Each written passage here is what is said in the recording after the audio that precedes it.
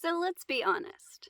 The willingness to consider the fact that you don't actually exist, that things don't actually exist, that the materialist paradigm isn't actually true, that you aren't actually a thing, while it may deeply resonate, it seems, to the mind, for the mind, very illogical.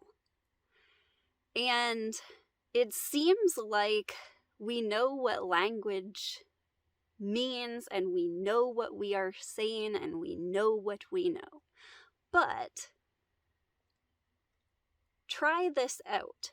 It seems like we're on a trajectory. So we know what's coming next in our day for the most part. We have a basic idea of what's to come. And planning for the future is good. But there's this sense that we know what it's all about, and it is how it is, which is a statement that can be used for acceptance or can be used for giving the mind more credit than it really has. So if you break it down to the present moment, what you'll find is that you have absolutely no idea what's going to happen next. There's a really pretty bird that's distracting me, by the way. You have no idea what's going to happen next. You have no idea what your next thought is going to be. And not just in a way that, oh, you might get hit by a bus or something like that. But on a very, very mundane level, on a very, very, those little things you don't typically notice or appreciate. Check this out for yourself. Do you know what's going to happen next? Do you know what you're going to think next? We can use emotions to understand like where our thoughts are coming from what place our thoughts are coming from what level of connection or whatever, if you will, with source and with our presence. But we don't know what they will be. So what awareness or the present is pure potentiality, you could say. And I adore any symbolism that points to this. And this week, I decided to paint my basement door black. And it's actually chalkboard paint. And it was pure white. And before that, it was this really cheap, flimsy door. So to try to make it better, I painted it white to match the trim. But it never looked good. So I was inspired by some chalk art videos, and I decided to paint it, and then my kids can draw on it, and I can draw on it. And I put these 3 coats of paint on it. And now the door that was pure, like bright, glaring white is pitch black. And I love it. Because now I'm like staring at it, not a piece of chalk has touched it. And I'm like, you can't tell if there's a door there or not, or this is just like a pitch dark, this is the door to the basement, which makes it even better.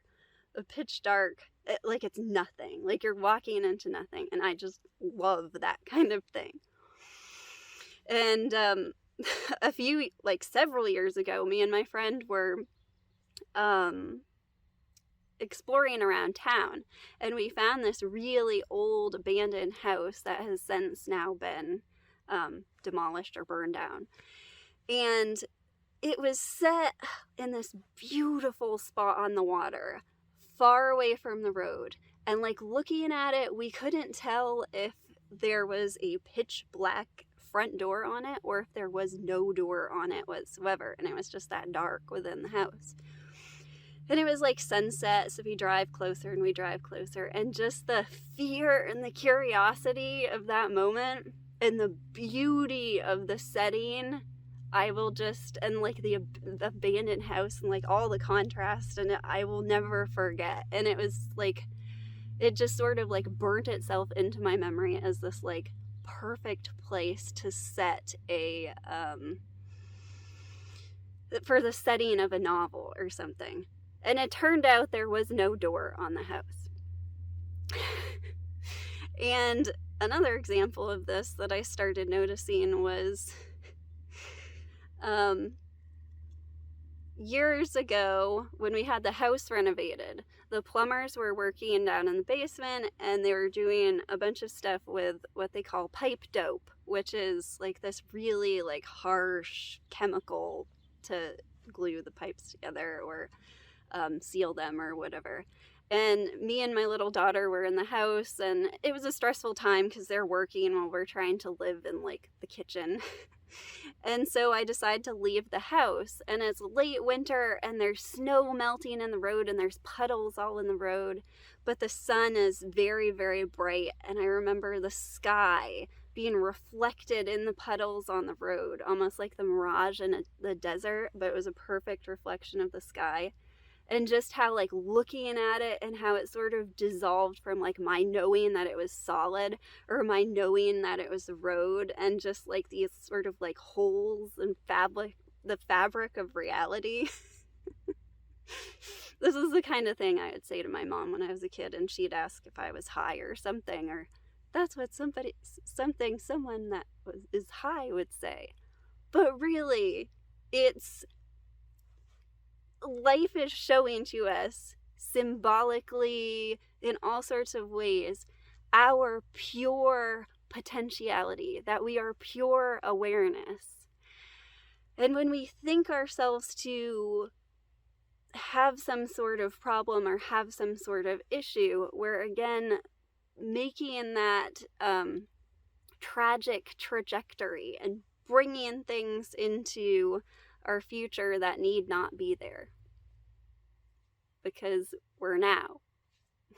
So this is what I like to do with language, and this is what I like to do with statements. I like to look at them like they do not mean what we think they mean.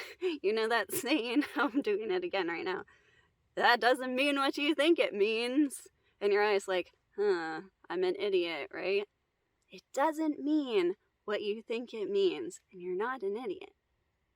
Well, I mean, you're just not. Doesn't mean what you think it means. But like saying, nothing really matters.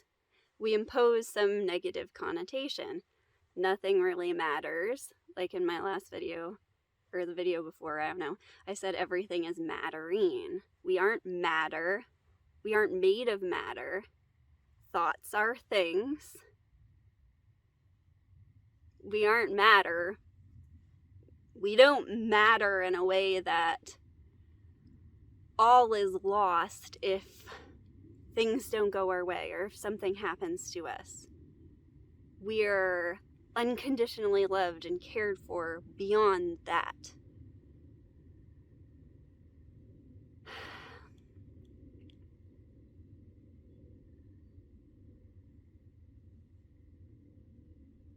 And it's like in the last video how I said, nothing ventured, nothing gained.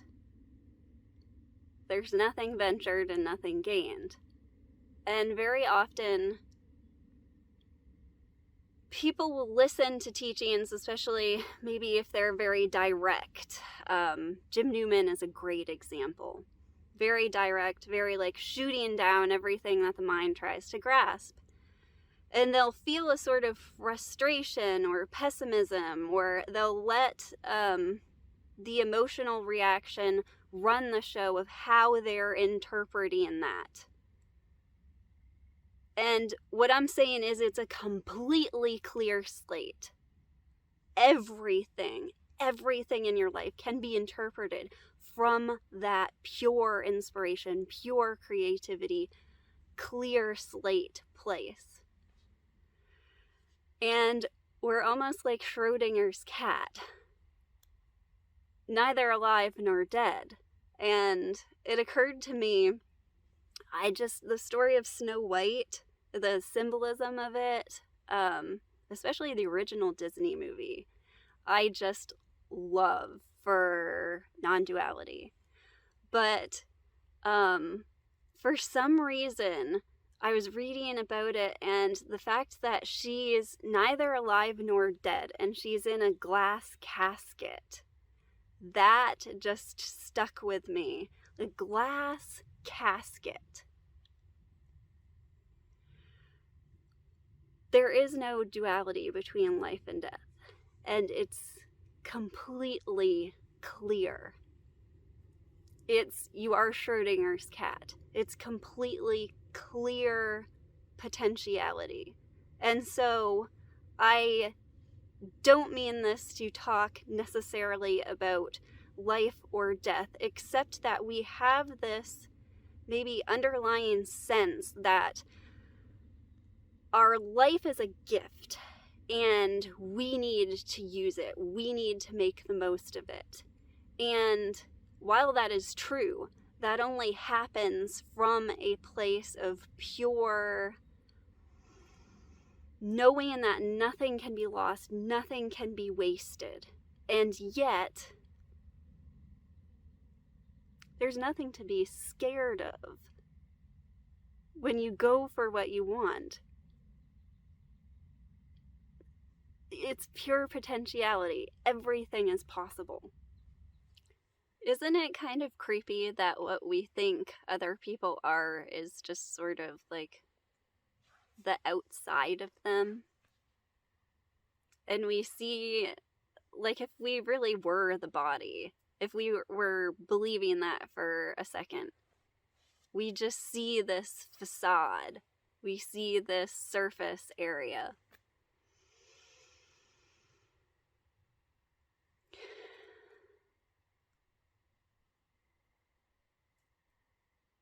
But what if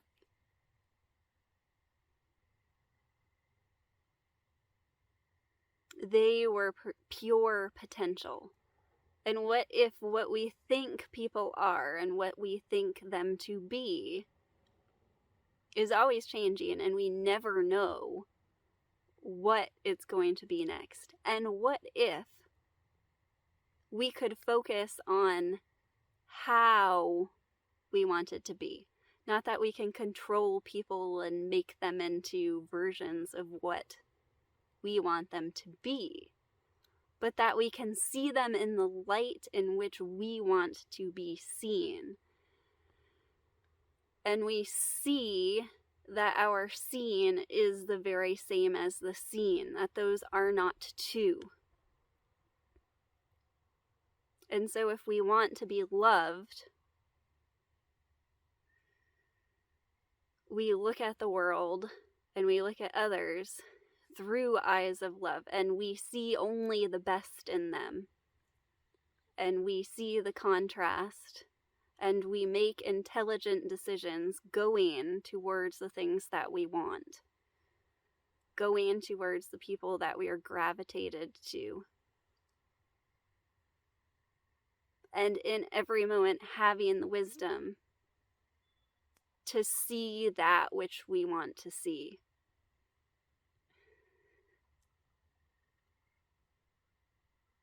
It might sound like avoidance, but you're always focusing. You're always the seeing itself. You're always the awareness itself. And thought is the only thing that can avoid, because awareness for itself only exists right now. And when we think something to be something, we have stopped the scene itself. And that's essentially what death is thinking it to be something. And so, of course, we go about in a world feeling disconnected, feeling unloved. When we're looking at people and thinking that they are their bodies, it's like or looking out from a glass casket. It's like everybody is dead. Everybody is a zombie. Because that's what we are. We infect everybody else instantly with our own mind disease because we think ourselves to be a physical, material body. We think ourselves to be located in it. And if anybody says that anything else is true, it sounds kind of nuts.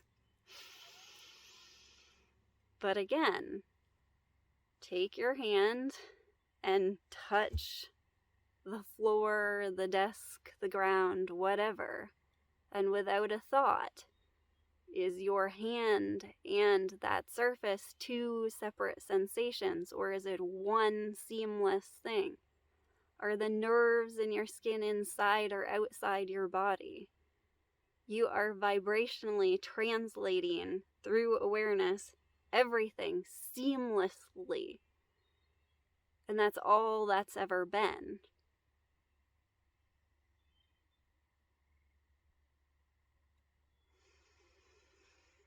And thought is a brilliant way to express ideas.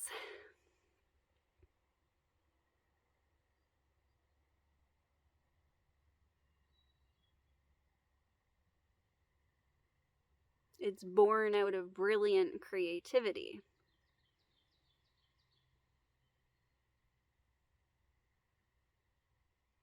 But don't forget its source.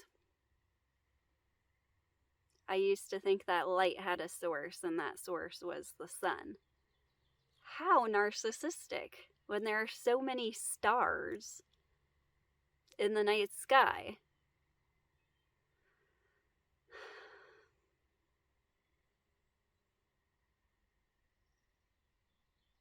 No inner light, although I love that as a pointer, the inner light. No outer light. Is light a wave or a particle?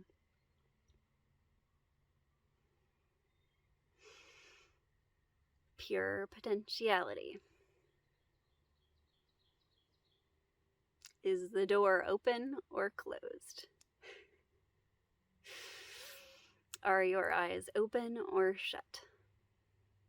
When I close my eyes, I see light. And when I open them, I see light.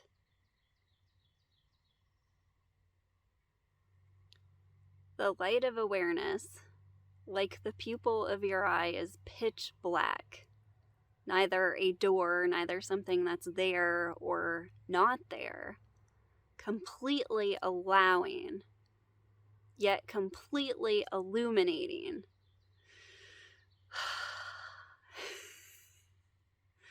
The play of duality. This is what it's about. Creativity, creation. This is your creation. This is our creation.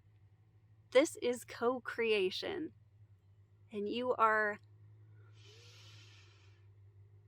now the point of power, the point of creativity, the pure potentiality, where anything can be anything.